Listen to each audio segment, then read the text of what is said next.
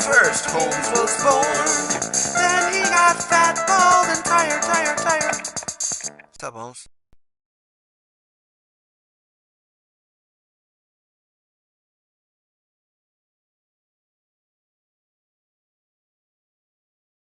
I wouldn't say that. I think you look very nice.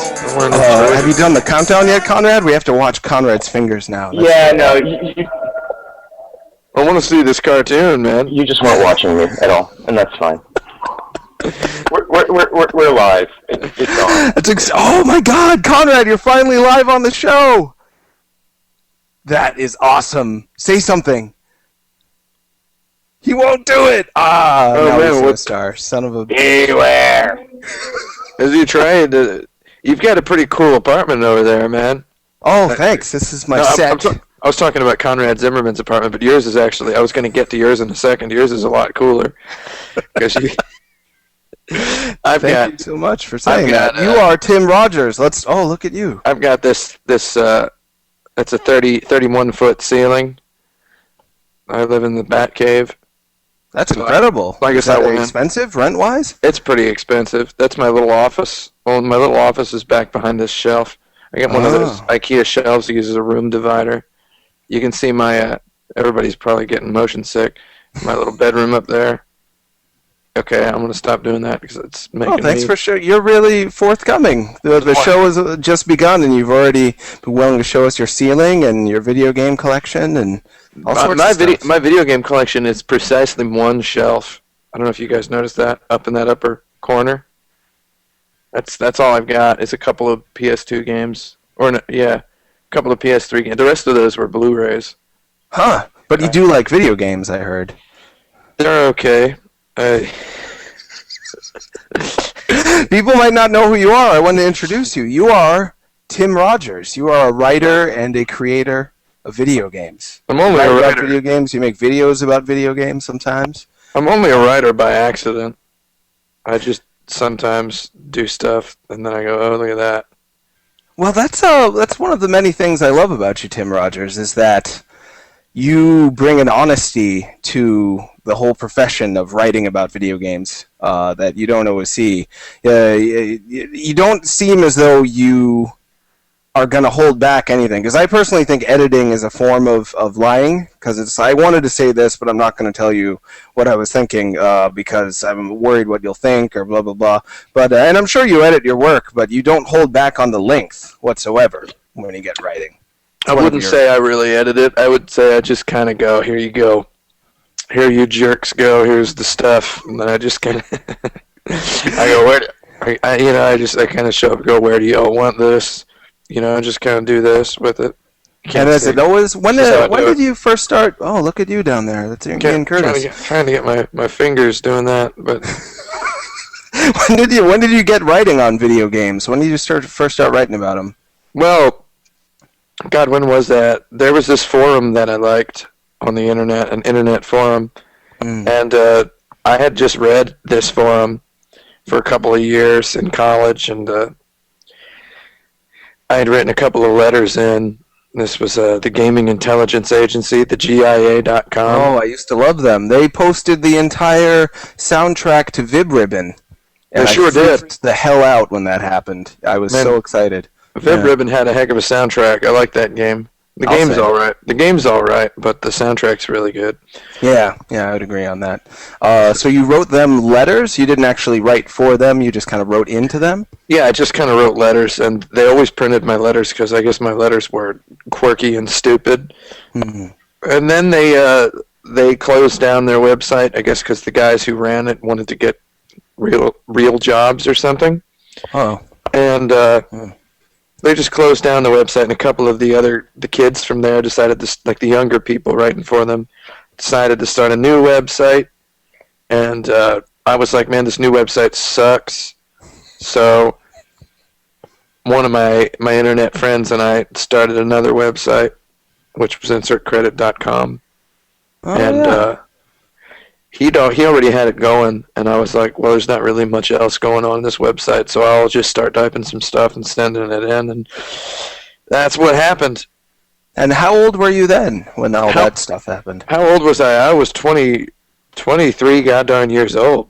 Oh, wow. Yeah, I had already lived a full life.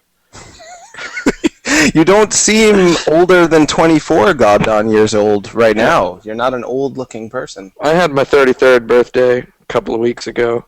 You're kidding. Wow, congratulations. What did you do to celebrate? I ate a Massa's Chicago-style pizza in Echo Park, Los Angeles, California. I tried to give as much detail as possible in that. Thank you for that. That sounds like a decent enough birthday. I'm 35 myself, and... Do you eat Chicago-style pizza on your birthday? No. Oh, what happened? I played the Japanese version of Rhythm Heaven with a bunch of drunken strangers, and they all made fun of me for bringing video games to my own birthday party. And then I went home. You went home, huh? Did you cry? Did you cry when you got home? No, I didn't. I just thought about how little my life had changed because it was... Everybody talks about you turn 30 years old and stuff changes or nothing. Nothing changed. I was like, oh, maybe it's because, I turned 30 in Japan. So I was in Japan on my 30th birthday, and it's like, maybe it's just because I'm in the wrong time zone because I was born in Philadelphia, Pennsylvania. So it's like, maybe I just gotta wait. Yeah, it all is pretty relative. So back to your coming up in the game industry, because people may not know, but you occasionally write for Kotaku, which is the largest blog of its kind, and we're, I guess, supposed to be rivals. I think they're the largest. They're the largest Kotaku. They're the largest Kotaku of their kind, I think. They're pretty large. They're technically. Well, are they large? Really? What is Kotaku's kind? There's some sort of genre delineation between Kotaku and Destructoid. I'll admit that I had never read Destructoid until y'all reviewed my video game back in February. Like, that was Alistair Pinsoff. We really liked your video game. I met that guy on the street in Los Angeles. On the way back from something that I was doing at E3 time this year. And he said hi. Right? Did you guys get along? No, yeah, we talked for a whole 3 or 5 minutes, something like that. That's not bad. Yeah, it was. I couldn't tell if it was 3 or 4 minutes, so it must have been a pretty decent time. But yeah, I'd never actually read Destructoid, and it's like all I knew is that it's a big website, right? And that it's really big, and that maybe it's bigger than... I don't know if it's bigger than Kotaku, but sure as heck's got more Pizza Hut on it. I'm looking at it right now. It's like, from what I've been told, the new Pizzolo. What is a Pizzolo? Do I want to try one? I'm afraid of any food that's only $3 each, because they expect you to spend at least $6, is what you can tell looking at that. I wonder what's in there if it's only $3 worth of Pizzolo. That's been a pretty controversial campaign we've had. People have been angry at us for that. I can't blame them. They didn't come there for Pizza Hut ads. But no, I'm pretty sure Kotaku. Pretty sure Kotaku what? You cut off. Holmes, we've lost you. Oh, God darn it. That is terrible last words. I'm pretty sure Kotaku. It's like, that would be really sad. If that was... See me and hear me? Yeah, we can hear you now. Oh, good. Sorry about that. I wonder what happened. You gotta get a pair of these. You gotta get a pair of these huge ones. Yeah, those are beautiful. Yeah, these are really good headphones. Yeah, they remind me of Run DMC for some reason. Yeah, I like Run DMC. I'd hang out with those guys. I figured you would. But Kotaku is more of the blog style as opposed to the corporate style of IGN and GameSpot. Yeah. And you guys are way up there, and then Joystick, and then Destructoid. It's the way I've seen the numbers broken down anyway. So yeah, I should be so jealous of you because you're so much more famous and beloved than me. You have more Twitter followers than I do. By like 30, yeah. So I have achieved that. You've got 5,350 Twitter followers, but 27,335 tweets. And I have, let's take a look at my profile. I'm looking at you right now. Yeah. Let's take a look. I have 4,681 followers and 5,784 tweets. So I have a lot fewer. My tweets per follower ratio is a lot healthier than yours. So you're just better than me then. Yeah, I think I probably that's have a what the higher. numbers state. I probably have a higher clout score as well. Yeah, and you're on Kotaku, which is, the biggest of its kind. Yeah, but you look at Kotaku and you don't really know what that means. Like, but Destructoid, that's like a word. It's almost kind of a word that means something. I'd rather be writing for... Doesn't mean anything. People always... David like- Haters. Yeah? Robot that destroys something, that's what it sounds like. It sounds like True. robot that makes stuff blow up. Yeah, it does make people think of just people getting hurt immediately. Kotaku sounds like something somebody who was like president of their high school Japanese club thought up off the top of his head. You know? Well, I always thought it was otaku, and ko is like... Small. So, let's have small otaku.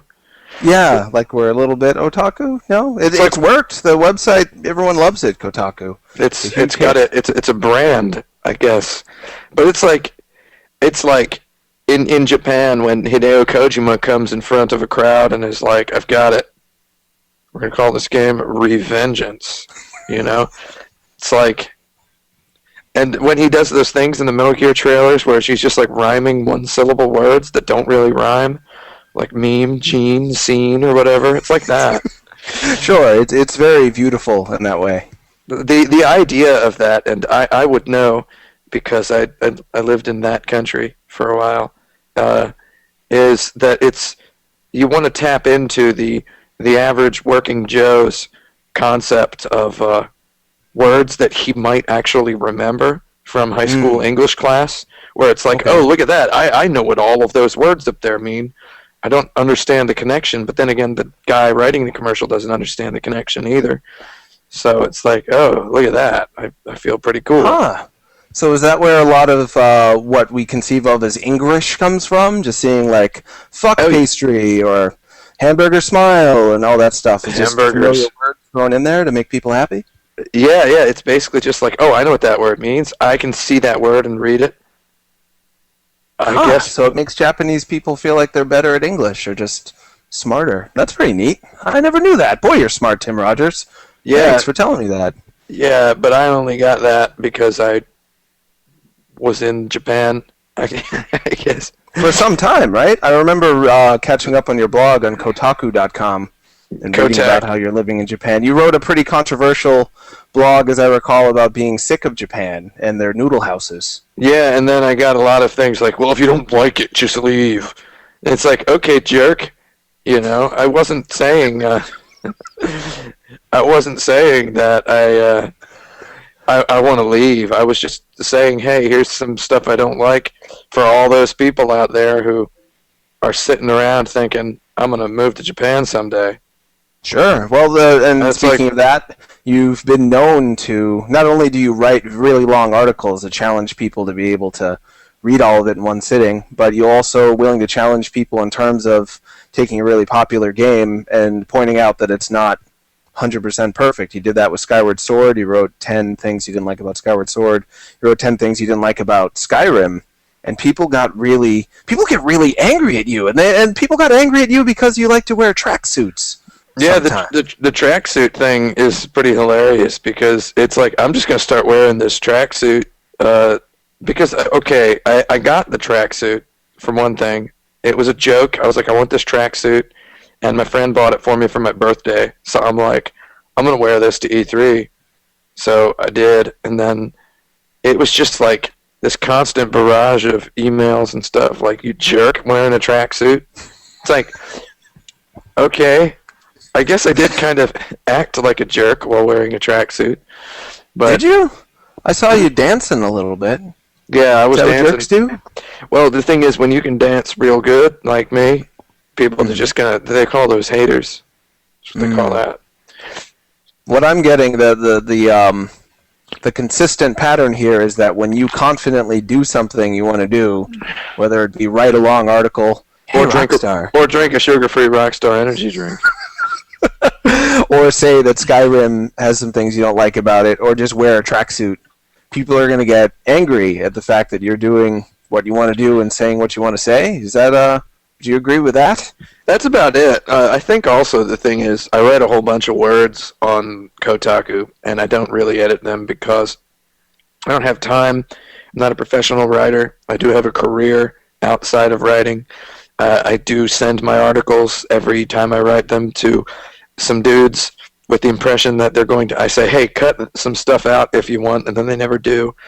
And I always get the impression like, you know, I wonder what this looked like. Like the comments are like, I wonder what this looked like before a guy edited it. And it's like, well, nobody edited it. He fixed typos and stuff, but, and then you always get the comment that's like, this jerk, you know, he's a terrible writer because obviously it's harder to write a short, concise piece than it is to write a really long piece. That's not really true because, I mean, if you've ever written a paper for school, you know, you can write 3 pages without knowing anything about what you're talking about. You can just kind of read some stuff and pick some stuff out and put some connector words in there. You know, those goddamn connector words are fantastic.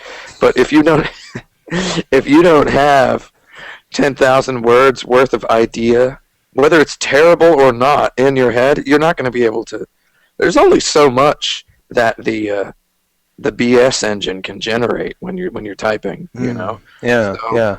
Yeah. I think that it's maybe harder from a craft perspective to write a bunch of stuff and then whittle it down and then cut yourself off and remove yourself or remove parts of yourself from what you wrote. But from an art perspective of just having the energy and the creativity to write, I mean, you've written some thousands and thousands and thousands. I have to read them over the course of a week a lot of the time because your brain has put so much stuff into my brain that it tops off. I need to take a break and wait for it to all filter in. Oh, sorry. I was just telling a friend of mine to watch the show, and she was like, "I just watched it. It was pretty funny." And I'm like, "What do you mean you just watched it?" And I realized that you have the Ziggurat video linked in the post. I was trying to suck them in with your Ziggurat video. I'm like, that's not the show. I had to explain, click the play button beneath this thing. Oh, thank you for explaining that to her. Yeah, I'm pretty good at explaining stuff to people. A lot of people catch this show not on the live stream, but on the iTunes podcast version of it. So that's where most of our hits. So that'll be fun. That's where I caught it most of the time. Well, not most of the time, but yesterday when I listened to 10 minutes here and there of a couple episodes just to see what was going to happen. I'm impressed that you did that. Thank you for doing that. I figured, why the heck not, right? It's like, it was just all... It's like, what else am I going to do? It was just all MP3s, so there was no video. No, it's not too much work. You can catch the video later as well on Twitch TV, which is a good thing for me to let all the people watching this now or listening to it know that. So that's exciting.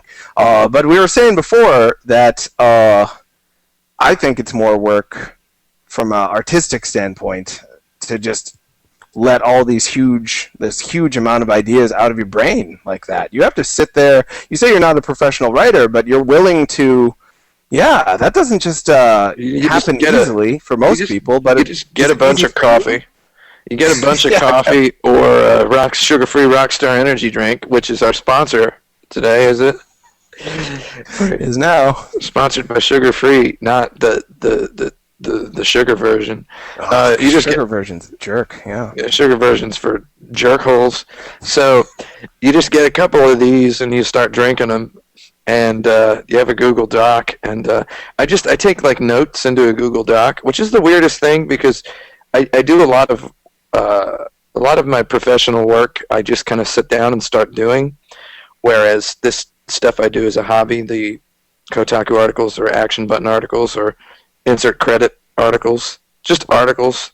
I actually write outlines for them, so I will.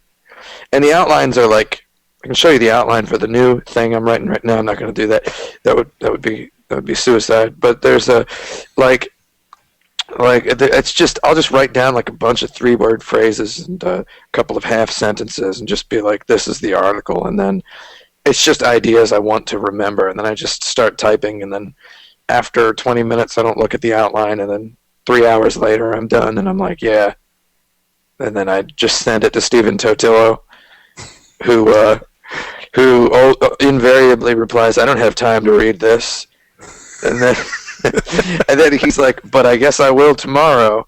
And then, like 4 days later, he'll email back and be like, "I didn't read your thing yet." And I'll be like, "Oh, that's okay. You don't have to."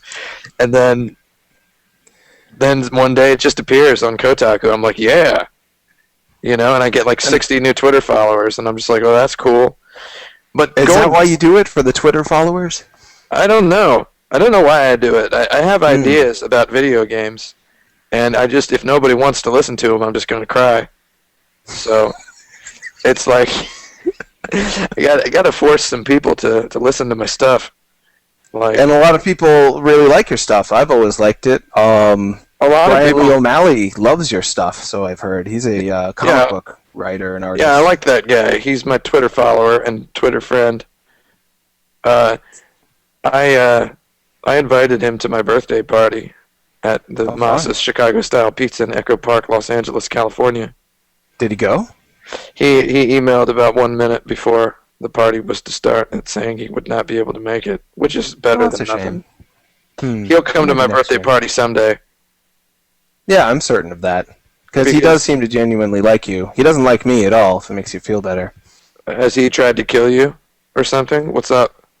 Why doesn't he like you? Well, Destructoid rubs some people the wrong way. As you know what it's like to be a part of a brand. Some people don't like Kotaku. I've heard some people say Kotaku only posts pictures of Japanese fashion models and writes about how they once played a video game. Likewise, people say, oh, Destructoid only negatively reviews video games that everyone likes in order to get a bunch of attention, which we don't. Destructoid doesn't do that. I saw you guys gave like Skyrim like a 10 or something. Did we? Was it like it was Jim Sterling? I was actually just looking through you guys' reviews the other day. Oh yeah, what'd you think? I was like, they're all right. That Jim Sterling guy writes really good reviews. I just read a couple of them. I was like, man, he actually writes really good video game reviews that are. He's going to be really touched to hear you say that. Wow, I can't wait to tell him. We do another podcast together, Jim and I. So I spend. Oh yeah, do you just? I listened to part of one of those podcasts yesterday as well. Oh Jesus, so, man! It was the one where you were in the bathroom for 20 minutes or something. I don't know. And they were like, "Where is he?" And then apparently you texted that you were taking a dump or something. I don't remember anything that ever happens on any of those podcasts, to be honest. That's good. You guys have a thing where they're like 2.5 hours long, and it's like. Yeah. It's like how am I going to listen to this? That's why I don't listen to podcasts. I want to get how can I not find the review for Skyrim on y'all's website? I keep typing Skyrim into the search and I get like, you got to make your thing a little more searchable, okay? Okay, I'll get on that. I think it's a 9 out of 10 or a 10 out of 10. I personally probably a 9 out of 10. Oh, here we go. I found it. Is it a 10 out of 10? After a half an hour of searching, I'm going to scrolling. Live scrolling. Yeah, we're scrolling to the bottom. Oh, it is a 10. Wow, yeah, I guess I do have that semi-bizarre thing where I remember every number I look at. So, of course, I was right with my first... I always doubt myself. Like, I always believe that I'm forgetting my numbers, but I'm not. So, but yeah. Sounds like you've got a maladaptive schema about yourself. Yeah, I think all the cool people do. I think it's I think it's a good idea to not think you're really cool. Yeah, I mean, I'm pretty sure that what I said earlier about it being harder to write 10,000 words than it is to write 2,000 words, I think I'm going to get a lot of hate mail about that. Somehow people are going to turn on this podcast and like in a couple of weeks, a couple of months from now, and they're going to skip. They're just going to be like, I can't listen to the beginning part. I hate the beginning part of stuff. And they're going to just click on like the middle, and I'm going to go, yeah, it's actually a lot harder to write 10,000 words than it is to write 2,000 words. I don't care what anybody says about brevity and the soul of wit. And then it's going to be like, they're going to immediately email me a picture of their penis and something else, and they're going to be like, you're going to die, I know where you live and stuff. And it's like, what? So that's definitely going to happen, because if the internet has taught me anything, it's that Well, the best way to put this is that no matter how old the thing is that you have on the internet, no matter how prominently displayed the timestamp is, you will get emails every day about something. Just, okay, the more stuff you have on the internet, the more likely it is you're going to get an email today about one of those things. Right. So if you have like more than 12 things on the internet, you're going to get emailed every day by somebody who presumes that the thing they're looking at right now just appeared the second before they clicked on it.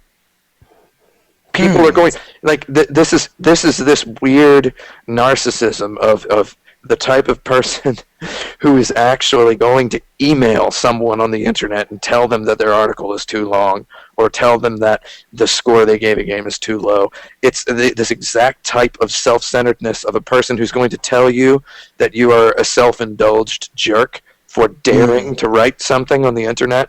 This type of person will presume that the thing they're looking at did not exist before they looked at it. They'll presume that they're the first person because they're more important than that thing. And this brings me back to the criticism of people saying that my articles are too long and et cetera, et cetera. What it is, and this is going to sound snippy, but it's just jealousy. It's like, isn't it, I mean, for these people, it must sound like the best idea in the world to be able to literally write whatever I want and send it to Kotaku, which is like their, oh my God, Kotaku. It's big. It's a big website. It's like, so for these people, it's like they see me and they're just like, yeah, I could do it better myself, man. It's like I could totally write something like that. What the heck? Why did they let this guy on there? I hate this guy, and they start typing about what the heck. What the heck? Well, I'll tell you, I'm not ashamed to say that when I first started reading your stuff on Kotaku, I was jealous that you didn't seem like you had to worry about length. Because there was like a rule when I first started Destructoid, if you were going to write a review, it had to be under like 20 paragraphs long. And my first review was for Knights for the Nintendo Wii, and I was so excited to write the review, and I went over Knights 2. Yeah, it's technically a sequel.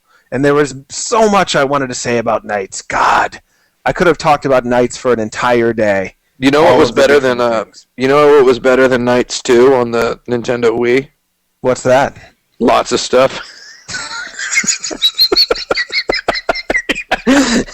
I would agree, but being at my first review and being that Knights meant a lot to me and still does, the Saturn one, I had a lot of bad things to say about it, but also good things. Anyway, my point is I had to edit it, and I was mad about that. And you didn't have to edit anything, so I was jealous of you, sure. I wasn't angry at you as a person, though. I didn't think you were a bad man because you had the capacity to do something I didn't have the capacity to do. That would be silly. No, you're just like, what the heck? Why can't what you should have done is start your own blog. Is what you should do. I tell people to do that all the time. People write me very angry emails saying that my opinions are wrong and that I'm doing wrong by various companies by not saying positive or negative things about them. Do you ever reply to them with start your own blog? Do you ever do that? And do they ever actually do it? Because they always say, that's a cop-out, you jerk. Instead, why don't you write exactly what I think you should write? Because they do always say that's a cop-out, but then it's like, if you think about it, it really, really isn't. It's the farthest from a cop-out you can get is to tell them, start your own blog, and maybe you'll be on Kotaku or something someday. It's a compliment for me to say to them, what you're saying is worthwhile enough that you could write it yourself and get all the credit and get your own big famous blog like Destructoid. I did that. I did that to a guy earlier this year. I told him to get a blog. Now he's got a blog, and I read his blog, and it's like, this guy's pretty cool. That's the end of the story. I'm not going to even mention what his blog is because he doesn't deserve it because he called me a bunch of names and said that I should die in a fire. So we're going to just not mention it. But he has a good blog, and that's the end of the story there. That's really nice of you to even compliment him at all, let alone. I wouldn't expect you to pimp his blog, though. But speaking of people getting angry at us, this is something that I wanted to ask you because it haunts me, and I wonder if it haunts you as well. I'm haunted People by a whole lot of will stuff. call me a video game hipster because I don't like Skyrim or Call of Duty or Uncharted. And I don't even know what that means, but I'm haunted by it. A video game hipster. Okay, first of all, the word hipster is driving me insane because I get emails, people calling me a hipster, and never without a homosexual slur attached to the word hipster. Really? Like, I get these in my inbox. They're just going like this. They're just flying in there all day from all different directions, from across all the different oceans and continents. These All emails this homophobic hipster attack on you. So apparently a hipster is to them the same thing as a gay person. And they're being kind of redundant. They're telling me I use too many words. They're being redundant if they believe those words mean the same thing. Second of all, it's like, how has the word hipster become this kind of slur now? It's become almost a racist term. Yeah, it's like, okay, so I have this really big deal with the word hipster that I'm getting tired of it because people keep using it. And then when they're like, "You're totally a hipster, dude," and then you're like, I'm standing there and I'm just like, this is a guy said this to me in an office where I've been doing some work lately, but I don't think I'm going to do work anymore because, I don't need money. I'm a billionaire. Who cares? Okay. So, no, I'm not really a billionaire, but I will be. Okay, I bet you will. I'm gonna have at least. We'll get to Ziggurat later. I want to know how rich you are from that. But first, I want to hear your thoughts on the word hipster. Yeah. So here we go. So the guy's like, "You're totally a hipster, dude," and I'm like, well, I know how he wants me to respond, and then I go, "I'm not a hipster," and he goes, "That's just what a hipster would say," and it's like, well, you know why people say I'm not a hipster when somebody calls them a hipster? It's because you, the person calling this person a hipster in a derogatory fashion, are using the word hipster as though it is some sort of racist slur. And nobody wants to be a slur, right? Now, the word hipster is like a 1920s term, and it just means person who knows what he likes, is confident about liking it, is expressive about liking it, and hopes that other people will end up liking what he likes. Just very, very naively hopes other people will like what he likes. That's the impression of what the word hipster means to me, what it's meant. Okay. Like, the first time I heard it was in a book. I'm reading a book. I was reading the autobiography of Malcolm X when I was like 9, right? And he's using the word hipster to refer to, like, jazz people, right? I'm like, those sound like the kind of people I'd want to hang out with, right? So the word hipster now has transmuted, and it's okay for words to change their meanings, right? But the word hipster, when people use it now, is the word that people used to use the word poser to mean what people mean now for the word hipster. Right. Poser is the negative version of a hipster. A poser is a person who wears like a Joy Division t-shirt despite having never heard the band, right? Just knowing that, they know for a fact that somebody they know likes this band, and they don't know why, but this person is definitely cooler than them. So they're going to start wearing a Joy Division t-shirt, and hopefully nobody will ask any complicated questions about Joy Division. Like, hopefully they'll just go, yeah, the whole Joy Division, that's a pretty cool band. Yeah, I know. And then that's it. Hopefully that's as detailed as the conversation will get. And among these posers, that is as complicated as it gets. So so people use the word hipster, and I think that I'm not saying I want to take the word hipster back for there are people like, I mean, I don't want to toot my own horn, but I do toot it all the time. I do toot it all the time. I toot it all the time in the dark, so I might as well toot it with the lights on. I feel like I understand why I like the stuff I like, Like, when I say I like the video game Landstalker, when I say Landstalker is my favorite video game that's ever been made. Is that a Sega Saturn game? It's no, it's for the Sega Genesis. I'm not just saying that as a jerk. I'm saying that as a person who, actually got the director of Landstalker to sign my copy of Landstalker. You Oh, know? look at that! There So- was a sequel for the Saturn, though, wasn't there? There Or was- am I there- mixing things up? There was a related game called Dark Savior, which is also and then there was a related game called Alundra for the PlayStation, which was made by most of the same staff, but they had formed a different company at that point. And then there was Lady Stalker, which is unfortunately titled, for the Super Nintendo. Because if you're a lady stalker, that means you're probably doing some crimes, and not fun Grand Theft Auto crimes, but like actual hateable crimes, not those cute thieving crimes. Actual hateables. But there's actually no hateables in that game, though. There's And Lady Stalker? And Lady Stalker. You're actually a lady, and you're on an adventure. They use the word stalker to mean adventure. Like an adventurer. A land stalker is a guy who adventures on the land. So Lady Stalker is actually a fantastic little video game. It's weird and quirky, but I really like. And then Landstalker as well. And when I say that Landstalker is the best, immediately I get attacked because that's not the popular opinion. The popular opinion is that Ocarina of Time is the best Zelda. I don't like that game. I like Majora's Mask. Me too. I like Link's Awakening, but apparently that's the sort of thing a hipster would say.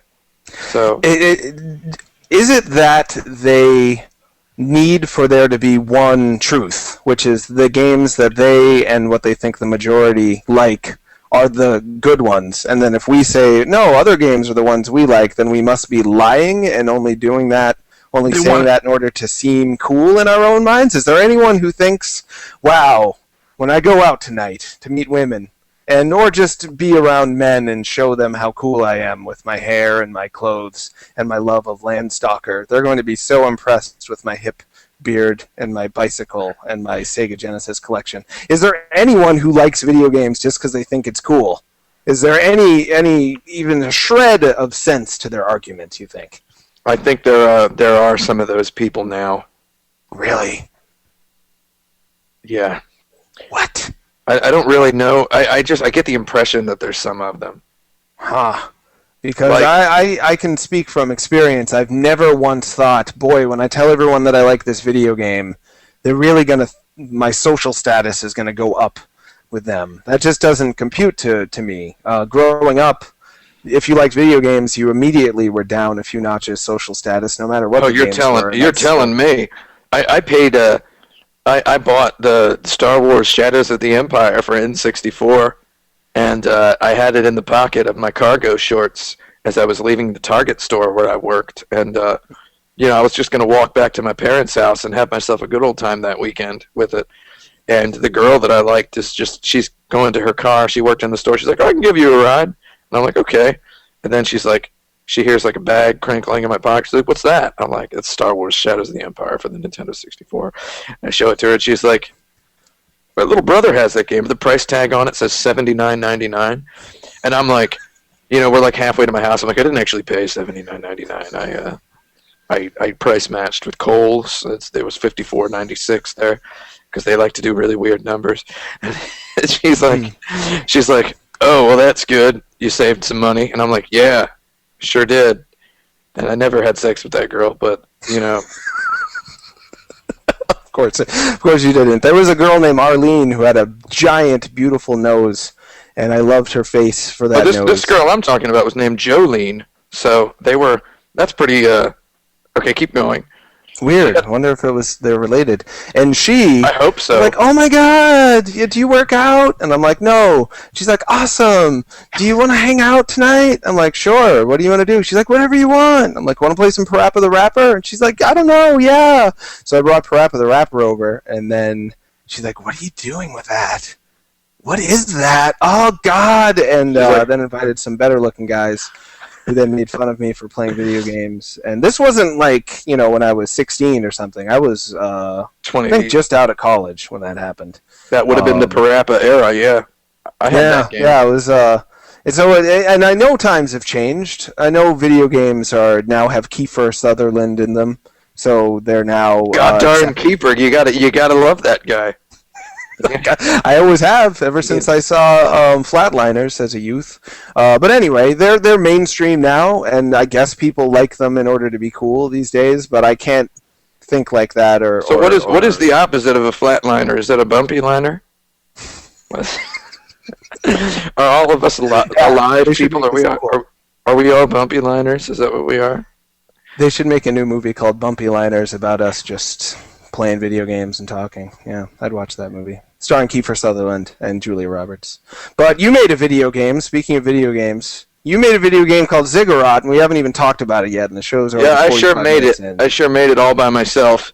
Did you really? There's a couple of people out there who are going to try and say that they helped with it, but they're a bunch of liars.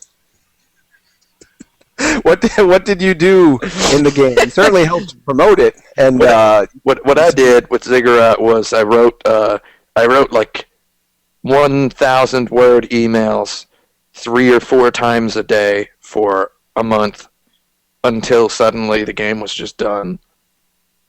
That's a lot of emails.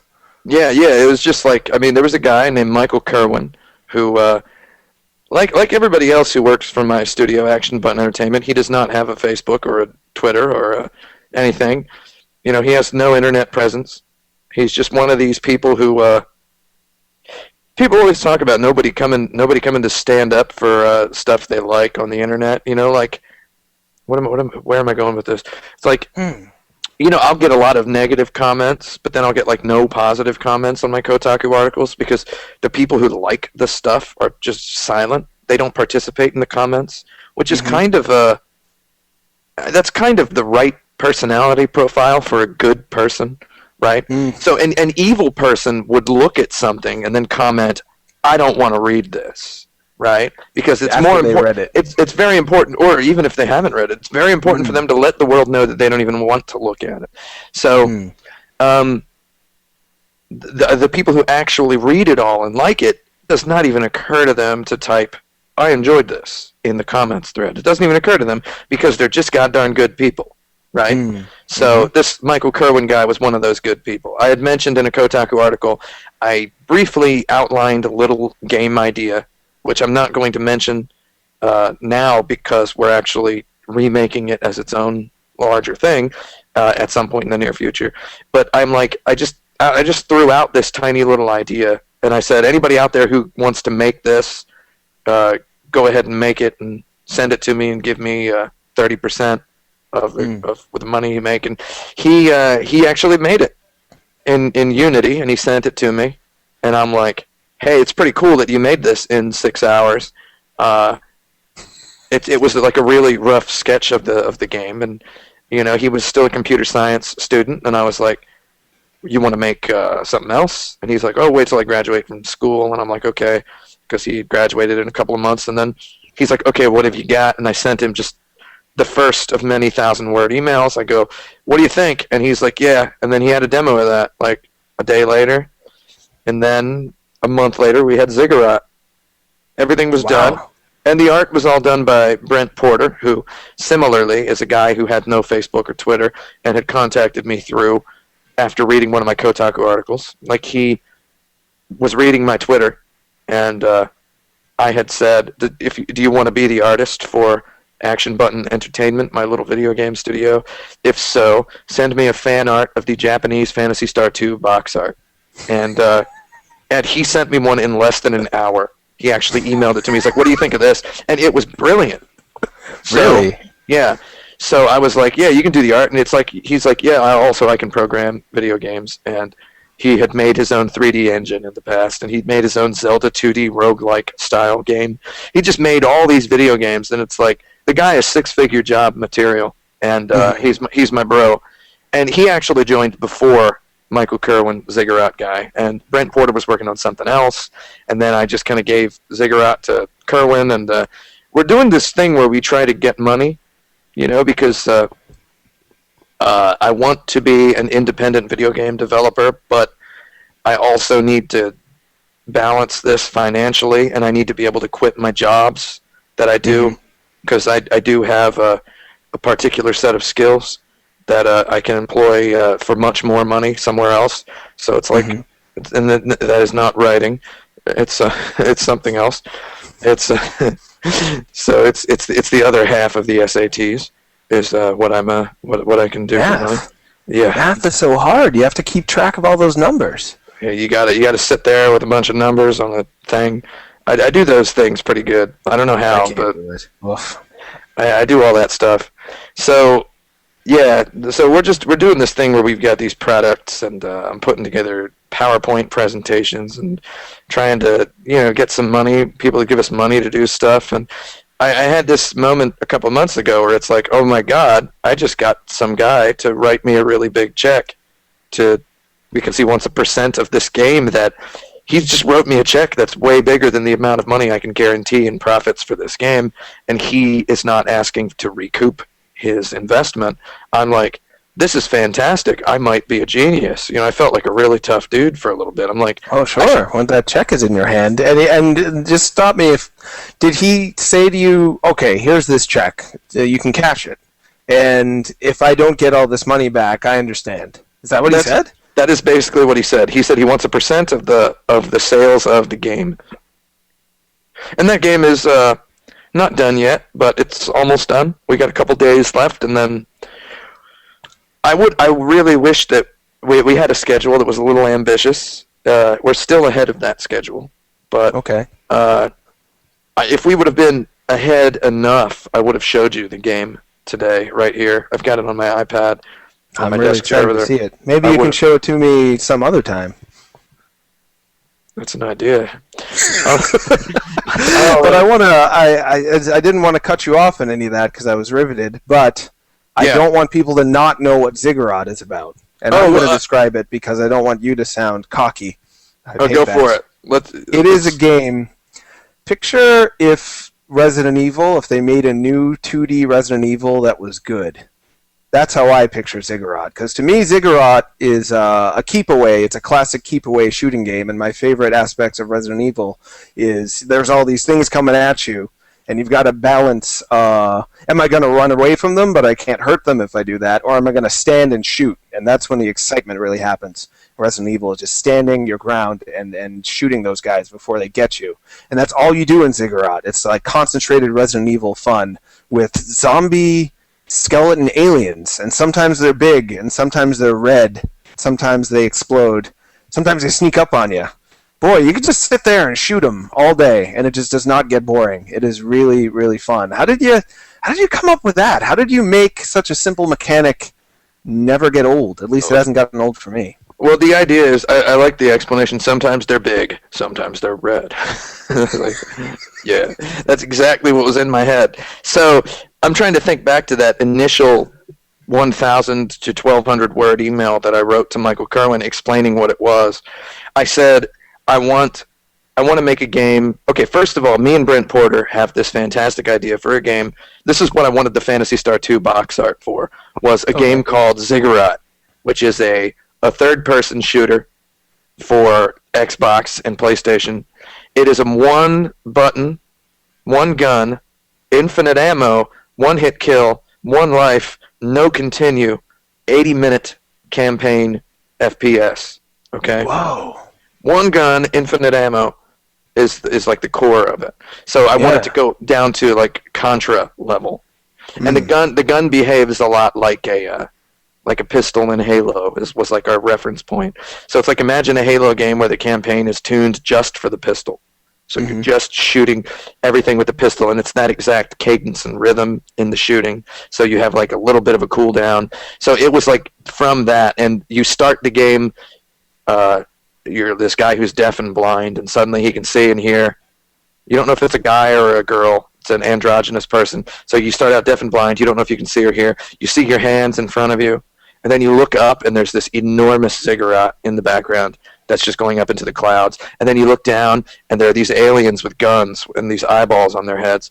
And they like, one of the eyeballs swivels over, and they see you, and then he starts walking toward you. And there's like all these other humans, and you're pushing blocks toward this ziggurat, and the guy comes up to you, and he puts his hand on your shoulder, and you press the attack button, and you kick him in the chest, and this music starts up, right?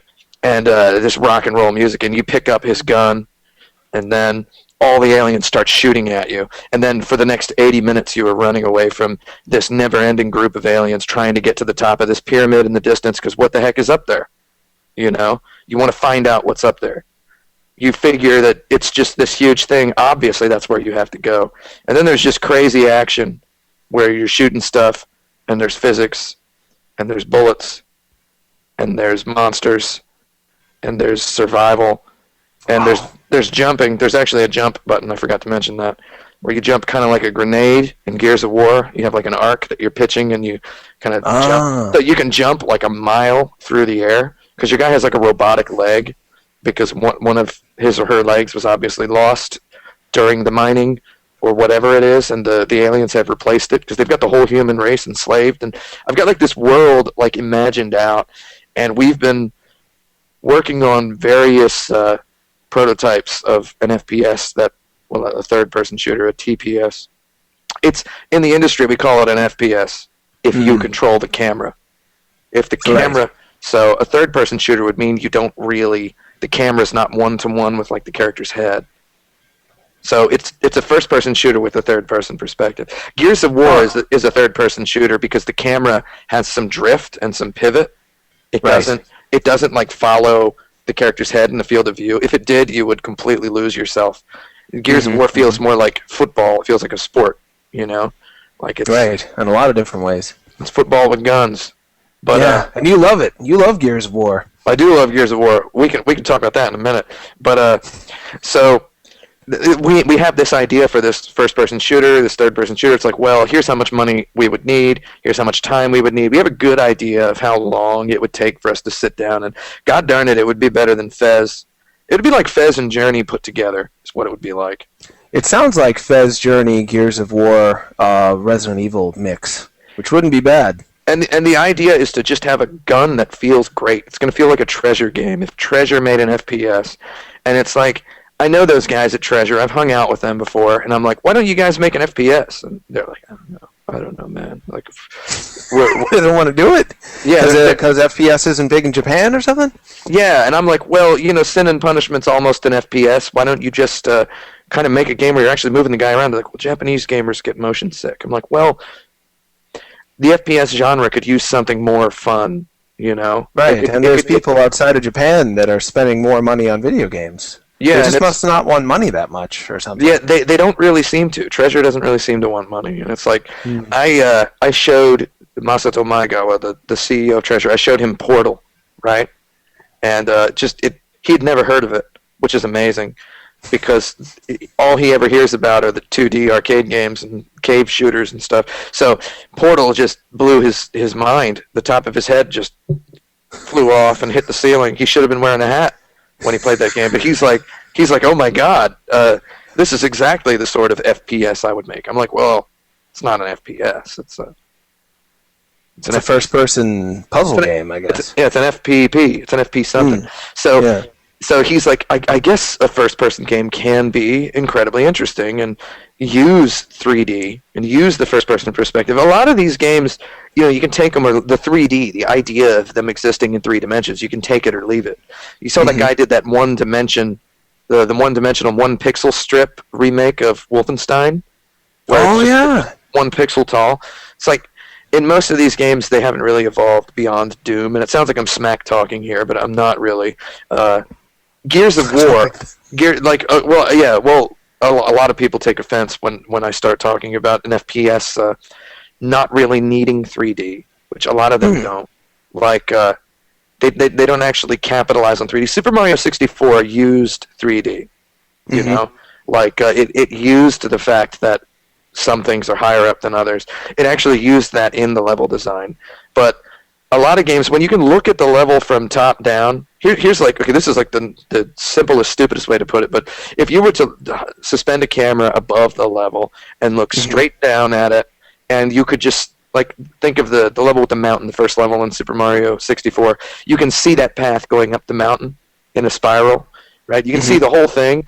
Then that's a case of them not really needing, of it not actually being in 3D.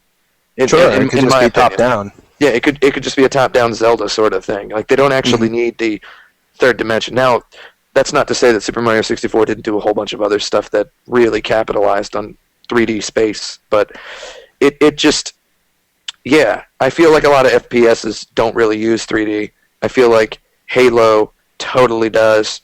I feel like, you know, Halo really makes you feel like you're in that world. Gears of War really does. some of the better set pieces in the Call of Duty Modern Warfare games definitely use 3D, but then some of the set pieces in like Black Ops just kind of felt like, didn't really feel like you're having too much fun with 3D. So I want to make some sort of FPS that's just totally just balls to walls fun with 3D the whole time with this quirky, clever level design, and that would be Ziggurat. But it's like, well, we need some money to do this. We need some clout to do this, and I don't mean clout score, although I need to get up to at least 72 so I can afford the American Airlines what is it, VIP boarding perk, so I can get on the plane. Yeah, I didn't know about that. If I get a clout score of 72, I can board the airplane before other people. Then I have to fly American Airlines, so it's like I won't be. I emailed somebody the other day, like I said, my clout score is still only 66, so I can't afford the premium boarding perk for American Airlines. So if you guys fly me out there, economy class, I'm probably not going to be too happy when I arrive. So this was I had no idea about clout. I get alerts every once in a while that my clout has gone up. Don't click on them, God darn it. Really? What happens? You want to be really careful. You want to be really careful with clicking on those. But anyway, Yes. So I was like, well, we need to get some stuff together to do this. And I was like, I guess I'm sort of a smart person. I'm a member of Mensa. I can do. It's a genius club. I can do like 40 push-ups in a row. So I've got everything, right? Let's see if I can figure out how to get some cash. So I was like, these iPhone games, the kids like those. And so it was like, let's make one of those. So I wrote out like, I must have like 20 really good iPhone game ideas. And I won't lie, I've been selling some of them, Okay. Why not? Like, there's like some jerks and they're like, we're making a game. And I'm like, yeah, I don't like you, but you have like $10 million for whatever reason. And you want to indulge in this fantasy of making an iPhone game about running and jumping. So yeah, I'll sit in your office for 20 hours and collect $64 an hour as a consultant or whatever you're willing to pay. It's like, that doesn't sound too bad. It's not bad at all, really, when you consider that. And then it's like when it becomes like an ongoing engagement and you're there and they turn out to be complete flakes, unable to actually make the thing. This is, no offense to them, but, well, I mean, I guess if they want to be offended, that's okay. Well, I mean, making an iPhone game, it's something that you should be able to do if you're going to make a game at all, I would imagine, right? Exactly. So when it turns out to be like a month and a half or 2 months and they don't know what they're doing and I'm still getting paid, and I'm like, well, I'm not really doing anything aside from writing these 1,000-word emails every couple hours, right? But it's like I'll write an email and I'll be like, okay, you have to do it like this. And they'll be like, okay. And then 3 days later they'll reply and go, I don't know. Should we really do it like that? And I'm like, I reply immediately, yes, period, sad. So, and then it's like, okay, and then a week later it's like, should we really do that? And then I go, yes, and then I followed up with, here's my invoice for last week, It's like, wow, that is that'll be $2,400, please. Yeah, exactly. And then, I was going to say I felt bad for you because I was imagining that it would hurt a little bit to be in a system that doesn't work and also have your ideas kind of milked from you because it's a little prostitute-y feeling maybe, but not if it's that funny and ridiculous and you're getting paid that much money.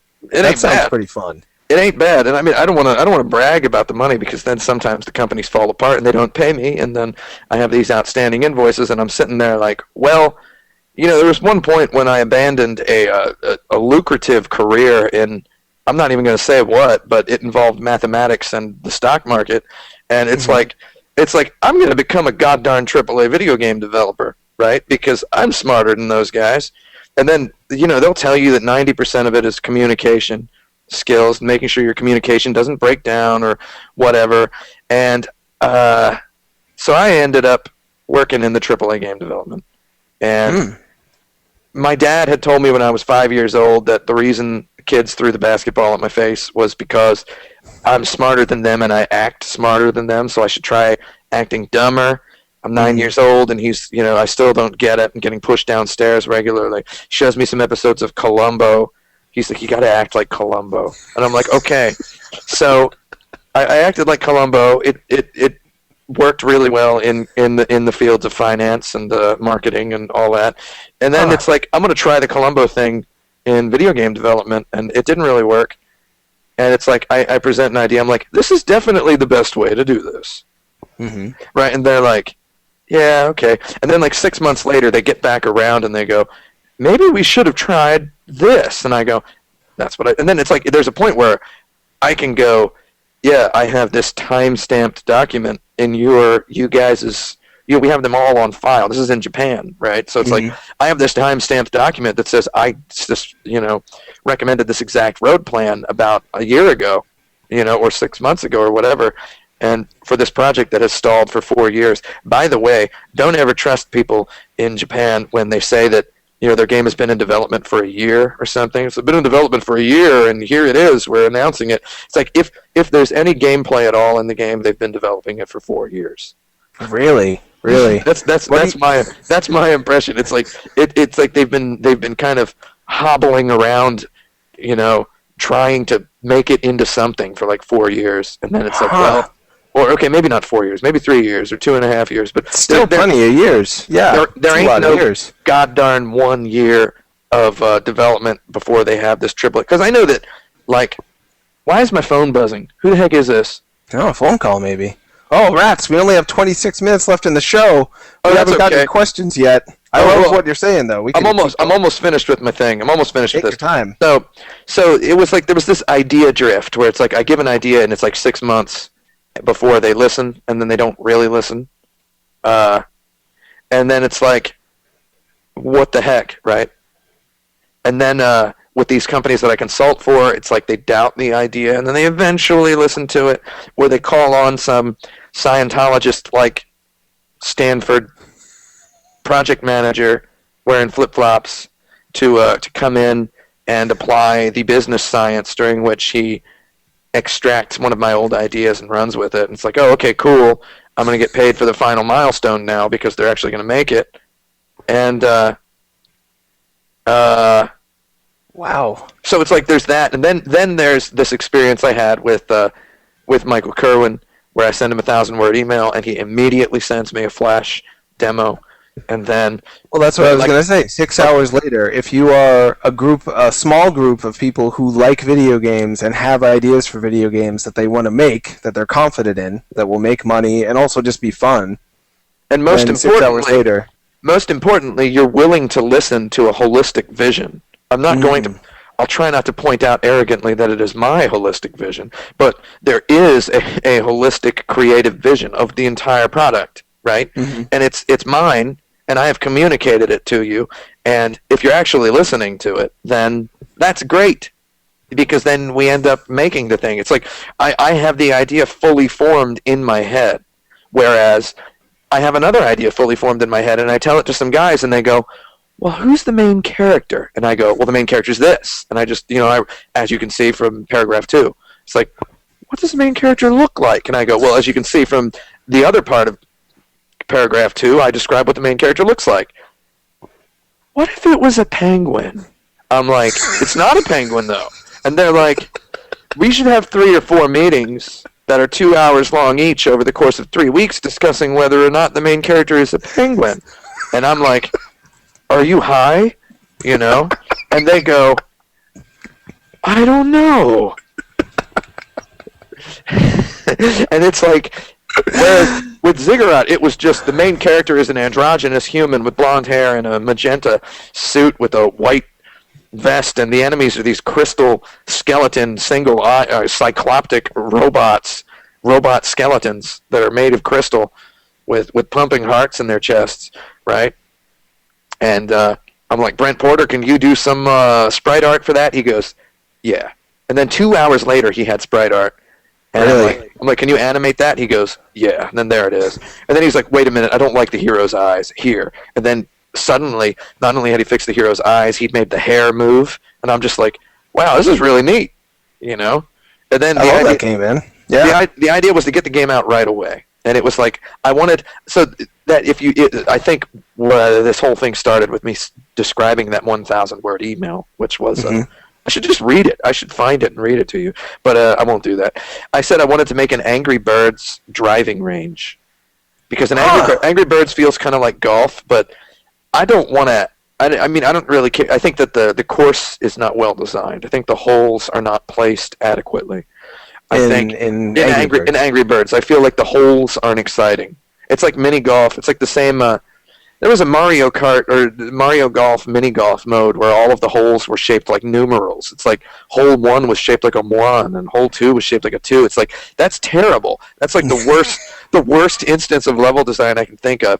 Angry Birds is not quite there, but you'll see Angry Birds is spotty. There's some levels that are like really hard, followed by a level that's much, much easier. Angry Birds Space does a much better job. I think Angry Birds Space is a fantastic product. I think it just all around, it's just really, really. It has a holistic vision. You know, it's like they've got this gravity thing, and they've got ice, and they've got all these different mechanics. But it's like, either way, I just wanted a game where I could hit some balls. You know, like literally, figuratively, and literally. Yeah, all around. Yeah, like hitting some balls, as in I wanted it to hurt people while they're playing it. Yeah. So I was like, this shouldn't be that hard to make, and it turned out not being that hard. And then we had the game, and we had it on our iPhones, and we had all of our friends on the beta test list, and we were comparing scores, and like literally 3 days we were all comparing scores and just kind of screaming at each other. And we started adding enemy types, and we added the big purple freak, which was an idea from the very beginning. In that first email I was like, if miraculously a player can survive for 6 minutes, an enemy will appear that takes literally 250 shots to kill. I've never gotten that far. I've only seen video. And screams like a dinosaur when you kill him, and it will completely break the game to get to this guy. So that's the big purple freak, who appears 6.5 or 6 minutes 20 seconds or so. There's like a kind of some variation on how he appears because we have a really interesting progression kind of plotted out there. I've already felt that. No two games are exactly alike by any stretch of the means. There's a lot of little touches in the game that show just kind of an unconscious understanding of video games that you don't always see in iPhone games, and an affection for particular aspects of video games that they're not like in your face like video game references, but they're definite love letters to video games in there. What a nice game. I hope people really go out and buy it right now. It's only 99 cents on the App Store. Just go ahead. Just 99 cents. Also follow me on Twitter, please. I hoped I would have at least 4,700 Twitter followers by 10 minutes into this, but I don't. So I guess you didn't announce what your Twitter name is yet. Announce your name. My Twitter name is number 108 with the word 108 in there. Let's see. Do I have? I have gained a significant number of followers. Gained about 10 followers in the last. That's all right. It'll go up after it's on the iTunes. So I've been told by Rami Ismail, who made Super Crate Box. I don't know if you like that game. He was on the show. I like that game. That guy actually helped us with some stuff. He's a neat guy. I really enjoy his company. We should get to some questions, though. I also feel like a jerk. I was going to say something about Rami Ismail, though. Do it. Just one thing. We were trying to integrate OpenFaint, which is an achievement tracking system, which is really ugly. It ruins the visual look of your game. We were trying to integrate that into Ziggurat because that's what people wanted, and that's how we had publicity deals. Like OpenFaint agreed to put our game at the top of there. I think we're still on the OpenFaint website. I'm not sure, but yeah, I think it asked me if I wanted to be in OpenFaint when I bought the game. And then you chose yes. I do not want these awesome features. I did choose yes, no, because I don't like achievements too much. Yeah, I think the Game Center achievements are better. But anyway, so we couldn't get it to work with Flixel, which is the open source Flash library that Adam Saltzman, maker of Cannibal, made. Mm-hmm. Have you ever had him on your show? You should get him on your show. He's a smart guy. We have had him on the show. Episode 5. It was painful. The show was only an hour long then. And that's too it bad. usually takes people about a half hour to get really warmed up and feel like they can say whatever they want. And then he just started blowing my mind talking about the intro of Metal Gear and how it teaches you all the rules and philosophies of the game within the first 2 minutes. And then the show ended. It sucked. I love having him back on. That sounds like exactly something I've written in an article on Action Button that he's probably read. You two are friends, in my mind. Yeah, have you seen that he reviewed Ziggurat for ActionButton.net? I did. Oh, did he write that review? Yeah. Yeah, it was impassioned. Yeah, he reviewed that, because I actually asked him if he wanted to, and then he did. So, I saw somebody had commented on the thing yesterday where it's like, okay, I don't really know much about this guy. Like, when you posted about this, he's like, I don't know much about this guy, but, he made a video game, and he also runs a website that gave it 4 stars. It's like, just saying, just pointing it out. He doesn't disclose anything. It's like, okay, first of all, jerk. I'm sorry to call you a jerk, but first of all, the name of my website and the name of the company that made the game are the same. That's kind of disclosure. Second of all, just open one of my articles and flip to the middle of it and read the first 3 words from the top of the first, whatever complete paragraph is on the screen, and you'll see that I'm just kind of a jerk who jokes about a lot of stuff, right? And then, there's the problem where people consider me dead serious. Anyway, I'm not serious about anything, goddarn it. Which is why I've decided to get this microphone and start reading all my articles and have an accompanying MP3. Anyway. You should do that. You should just have your own podcast, just you reading your own words to people. That's what I'm doing. I can't wait to listen to it. Hopefully my next Kotaku article will be the debut of my audio. When I got these headphones, I wrote a 4,000-word essay. And then I read it into the microphone. I can, if you want to hear it, it's actionbutton.com/Tim/ actionbutton.com/secret/Tim/mug.mp3. So if you want to hear, so I'm not going to type that link anywhere, but if you heard that, you can hear me reading an essay that I wrote in an hour. What an awesome secret! Can they download it for their iMachines? You can download it and put it on your iThing or whatever. Listen to it when you're in the car. That's what people want. Try not to have they want it on their iMachines. Try not to have a nervous breakdown. I've got to get to these questions, or else I'm going to feel serious guilt. Oh man, I've got to finish my thing about this guy though. So we couldn't get OpenFaint to work in Flixel, so I asked Adam Saltzman, and he said, "Why don't you ask this guy, Super Crate Box Bro?" And we asked him, and he got us fixed up right away. And it was it was a very obscure fix. So that's why he's my internet bro, even though I don't think we've ever corresponded. I think you get along with him very, very well. That's my sense anyway. Not that I know either of you particularly well, but in my mind I do. Moldenite asks you, Tim Rogers, who's your favorite puppet from Mr. Rogers' Neighborhood? I'm going to go ahead. I'm going to go ahead and drop the fact that Mr. Rogers was my uncle, and that's my answer. That's my answer to that question. Whoa! I was in his neighborhood once when I was a kid because I was born in Pittsburgh, where the show was filmed. Yeah. And people treated me like a champ on that set. They were so nice. He's one of the one of the Pennsylvania Rogerses. There's a lot of those down in the what do you call it? They were mostly in West Virginia, around when he was born. Interesting. West Virginia Rogerses. But you're one of them. You're a blood relative to the Mr. Rogers. Yeah. That's royalty in my mind, personally. You might as well just told me you're a prince.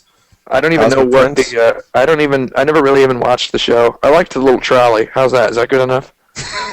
Yeah, that's good enough. It's got some great Muppets on there. Renciel810 asks, Tim, are there any recent games that you think are pointing the way forward in the RPG genre? And there's been a lot of talk in my life about RPG and how that needs to be renamed because every video game has you playing a role. Every video game is basically an RPG. Well, people when they say RPG, they mean has some kind of story progression, etc. And you're playing a character and you get to make little choices and level stuff up. I think that Mass Effect is really cool, even though I think the story is really dry, and I think the dialogue could use a whole bunch of punch up. They should. I mean, I'm not a Joss Whedon fan, but give that guy $50 and he'll probably make the game sound better, you know? I mean, it's like, just walk up to him and give him hold out a good old $50 bill, be like, what do you think you can give us for this? And he'll be like, Yeah. not much, but let's see. And then your game will be 100 times better. Because it's just so dry. The game, like, the story is not that good. You know, okay, I mean, people are going to hate me for saying that, but, I mean, god darn it, I've read Moby Dick like 12 times. You know, I know how you tell a really neat story. I mean, come on. Right, but Mass Effect has the right idea because it has a really big world, really good atmosphere, and then There's some good symbolism in there, personally. A little bit of symbolism. Its battle system, yeah. Well, I'm talking mostly about the writing, not the plot. You know, like the writing, as in just the way the characters talk to one another. They sound like goddamn robots. Well, yeah. Some of them are robots, I guess, or but not the really. humans aren't, and they sound very artificial to me. I could not feel anything from the world of Mass Effect. Yeah, I feel like it could be punched up all around. Yeah. Writing wise, I feel like the quote unquote battle system is great because you're shooting dudes and there's cover and there's kind of a grind element where you can power your dude up if you're not as good. Whereas something like Fallout 3, it's all just numbers. You know, you can't play Fallout 3 like an FPS. I kind of wish you could. That would be pretty cool if you could. I feel like BioShock is kind of an RPG. Not a very good one. I don't really like it, but BioShock 1 or 2? BioShock 1. BioShock 2 is actually better than BioShock 1. Game-wise. I had a BioShock 2 guy on recently, and he got hated so badly just for making BioShock 2, let alone... Those people the people who hated on him need to sit the heck down. What they need to do. We only have 11 minutes left of the show. I wish I could have you on for a special 3-hour show. Would you be on a special 3-hour show, Tim? Yeah, I can be back on. Let's do this. That would be great. Do it on like a weeknight or something. Have a prime time. That's what I'd love to do, but we're on our Destructoid live stream channel, and our weeknight guy already has like everything booked years in advance, so it's hard to get that time. Why don't I just start my own goddarn thing? Maybe I'll do that. I'd help you promote it. You want to be on my thing? You can be on my... I'm really flattered you would ask, because I haven't said a whole lot. I don't know if you even have gotten to know the idea good or anything. You seem okay at asking questions and stuff. Thanks. I could ask you some questions, and then you'd be like, whoa, here's a guy who's real good at questions. But Mass Effect, really good. It's like an RPG. The battles, it has nice level design. It has nice situation design. Which meaning, you know, just like the set piece, the second-to-second elements of a battle, and then it has good experience design as well because you're walking around. It's designed really well. And then there's the game, The Last Story, which I played 2 years ago because I played it before it was cool, because that's me. But when it came out in Japan a long time ago. I played it like 2 years ago. I remember I was in TGS 2010. I saw it. I was tempted to buy it, but I chickened out. It's really good. It was worth the money. You probably could have played it with like no Japanese skill at all. I've since bought it and liked it, but I'm waiting for the English version to come out to really play the whole thing. Yeah, well, I would totally I'd recommend that game to anybody. About 6 months before that game was announced, Hironobu Sakaguchi said that his next game he was going to try to make something that was as good as Gears of War, right? Mm-hmm. And that got taken out of proportion. You know, they got taken out of context by a lot of people. They're like, what is he going to make a game about Space Marines? What the heck? I want Final Fantasy, god darn it. And then it's like, that was like the internet's reaction. And then it's like, I totally understood what he meant. It's like, he's going to make a god darn RPG with level design. You know? He's going to make an RPG with level design, and then that's what he did. It's like every battle is its own little map. Kind of like Final Fantasy Tactics, except it's not a point-and-click, move stuff around on the grid. There's actually strategies. One guy is good at doing a particular thing, and another guy's good at doing a particular thing, and you're just kind of like the mediator, the facilitator, who, you know, you're the avatar who's a person who's also a cursor, right? Mm-hmm. You're like a living human-shaped mouse cursor who can also hit stuff, right? Right. So you're the one who's influencing these other guys on the battlefield, kind of real-time strategy style, and it's also an action RPG. It's just from like the first or the second or third map on, it's just like, wow, they really knew what they were doing with this game, and they had like a really distinct vision for it, and it's just really, really original. And it kind of blew my mind that a lot of people were talking about Xenoblade, because Xenoblade was cool, but it was really traditional, you know.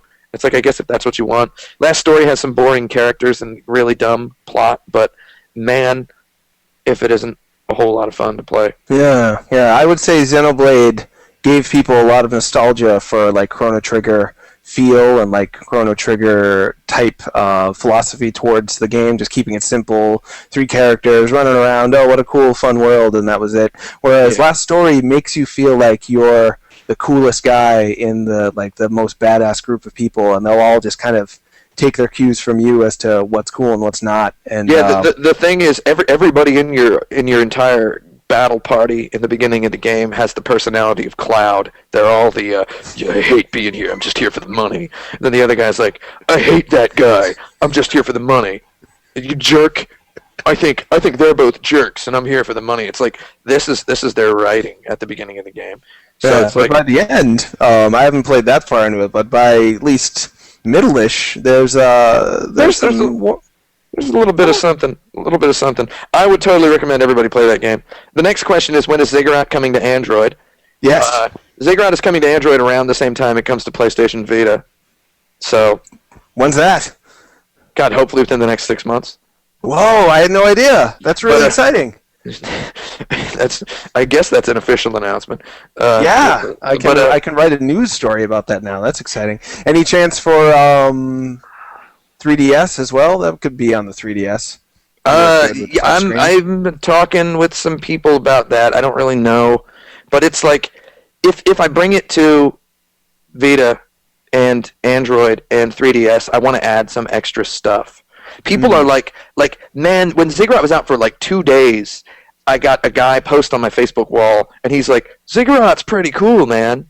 This guy, I was not friends with him, and he friended me, and he goes, he posts on my wall, Ziggurat's pretty cool, man, but you could probably make a lot more money. Can you still hear me? Yeah, you sound good. I just got a thing that said a connection. Oh, it always does that after an hour and a half. It's okay. You just click okay. on the You Still Like Me button and everything's fine.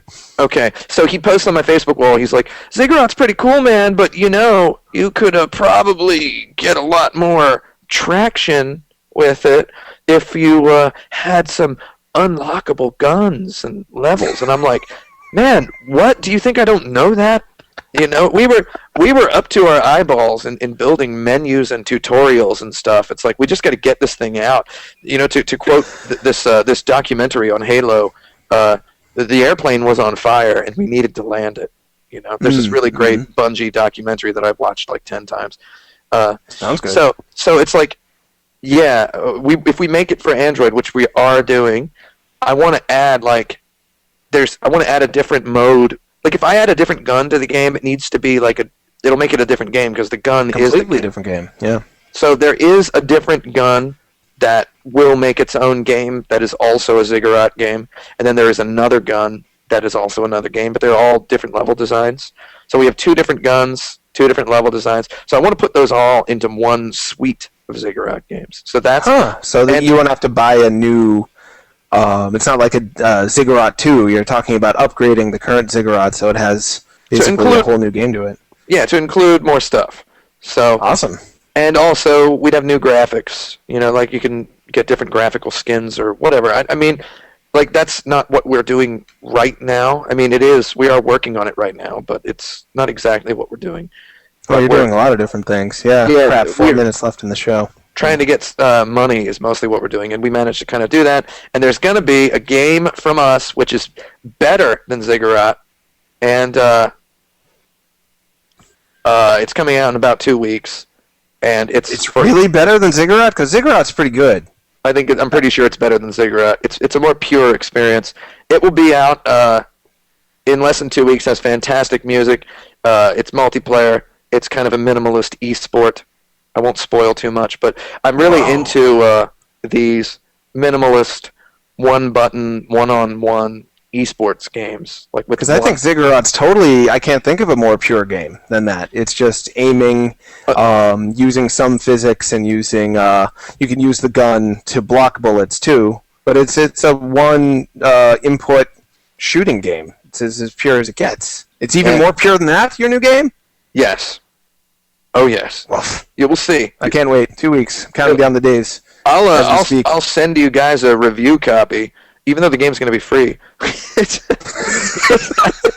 Send us an advance copy. That would be. I'll send you some sort of advance. I'll get you on the test flight list for the next. Oh, thanks, Tim. I appreciate that. But Pyro, my friend Pyo Con Analog, who's asked us questions on almost. He wants to know what's the most awesome obscure game. That's hard for me to know what's obscure. And Tim, man, what do you think? What is obscure anymore?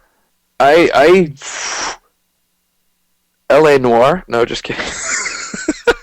I want people to read your Large Prime Numbers review of Mother 2 because it makes me feel great. I remember reading that. I like that game. Yeah, and you wrote really well about it, and I'm sure you still could. I remember 4 a.m. Judging by the sales, I would say Ziggurat is an obscure game. So people should buy that game, man. It's if you only want to be the hipster on your block, the hippest kid there. Just whip out that Ziggurat and be like. Okay, somebody else has asked the question of if I am today's John Romero. Yeah, Dr. Derp 388 asked that. Yeah, how's it going, Doctor? Are you today's Dr. Derp? Am I today's John Romero? I think John Romero is really, really cool. And I have a friend, my friend Bob, who he always talks about how cool John Carmack is. And is that Bob of Bob's Game? Yeah, Bob's Game Bob. He always talks about how cool John Carmack is, and I'm always like, yeah, but without John Romero. I think Cliffy B is today's John Romero. That makes sense. So I think he's more John Romero than John Romero. Yeah, like the evolution. He's like the next stage in the Pokemon evolution. Instead of hair, he's got biceps. I think Cliffy B is, and I mean, I've worked in AAA game development, and I've listened to a bunch of people say stuff like, oh, Cliffy B, man, he's just some dude. You know, he's just he's just some guy. Yeah, I've heard a lot of people say this. It's like talking smack on Cliffy B. It's like, what does he even do? You know, it's like, man, like I know that without a guy like Cliffy B, your game's gonna suck, as far as I'm concerned, right? Well, he's got the vision. I mean, like we were saying before. Yeah, he's got the vision. But here's the thing, and this is what gets like all the hardcore programmer people, like my friend Bob. It gets them just like, I don't understand. You know. How can he prove what he does? Like, is it proof of Cliffy B's influence on the game? I'm like, well, no, but there is a certain intangible element. I don't think Cliffy B is writing, game design documents and doing PowerPoint presentations the way a lowly game designer like myself would be doing. But it's like, I'm pretty sure that his influence is within Epic Games just monumentally understood. Like, I'm pretty sure the guy does hard work and does his job right. And it's like, that's what John Romero did for Doom. Mm-hmm.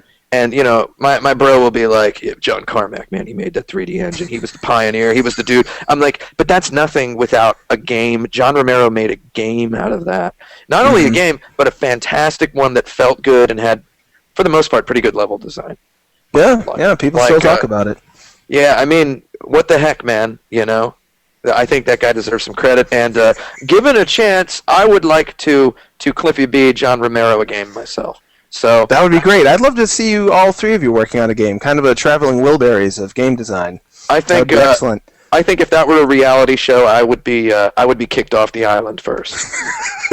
We have to wrap up the show. Give me 2 or 3 years. Give me 2 or 3 years, and I will be the second one kicked off the island. If you let me just make a couple more games. We've got 7 games in the pipe, 7 games to be released over the next year and a half or so. Some of them are pieces of crap, but we're just going to be putting stuff out on the iPhone. We've got a couple of PC-only games. I'm making a game with, I said I would pitch this, or not pitch, but promote this. I'm making a game with Bennett Foddy, the maker of QWOP and GURP and Pole Riders, making a minimalist one-button esport with him. It will debut at the IndieCade event in October. I guess that's a couple months from now. You should get Bennett Foddy on your show. He's a pretty good guy who knows a lot about video games. I'd love to. But yeah, put a bet on me. Yeah. Awesome. Thanks so much for being on the show, Tim. Yeah. You are great. Follow me on Twitter, everybody. Number 108, right? Number 108. Yeah. Twitter.com/number, the word 108, the numerals. That's me. If I'm not up to 5,000 followers, I'm going to sue Destructoid.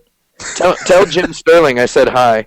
I will. That I read some of his articles today and yesterday, and I think they're actually very well written articles. And You'll be very surprised to hear you say that. I You can follow me too on the Twitter at Tron Knots. It's like Don Knotts except with Tron in it. And also, this show is on iTunes now, so please review it and follow it on iTunes. Ziggurat is also on Holmes. iTunes.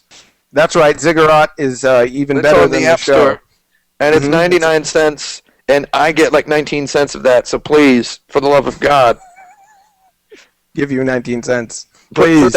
put that pair of dimes in my pocket. And I think that's the end of the show. Thank you, everyone. Goodbye. Put the pair of dimes in my pocket, please. Or else I'm going to have to go outside and be like, y'all got 20 cents? Just to everybody who walks by? I want to record a video of me with a cardboard sign that says Ziggurat on iOS. 99. Well, first Holmes was born, then he got fat, bald, and tired. Stop, Holmes.